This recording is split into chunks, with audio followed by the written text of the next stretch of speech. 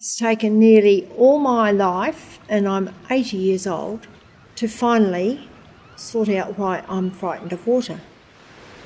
I love water, I love the rivers, I love the sea, but I am always very concerned if I have to get into the water. When I was 5, just across the road was this big river in flood.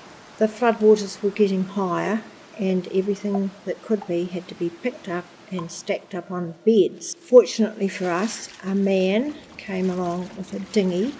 He was there to pick us up. We were pleased to see him. We didn't even take anything with us because there wasn't any room in the boat. So we set out. My mother had my sister in her arms. We found that the current of the river was very close to us, so close that it was going to suck us in. And this man, you could see, he strained as hard as he could with these oars to fight the river. We could see that if we were dragged into the current of the river, that would be the end of us.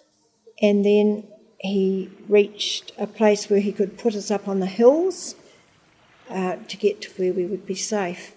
This man, who was a hero, he rowed out to where the railway station was, and the water was so deep around that from the flood that the station master was sitting on the roof of that, and he managed to rescue the station master.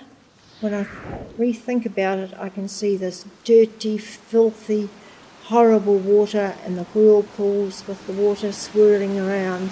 Just the fear we all had that we might get sucked into it. It's taken half my life to understand why I was very reluctant to swim.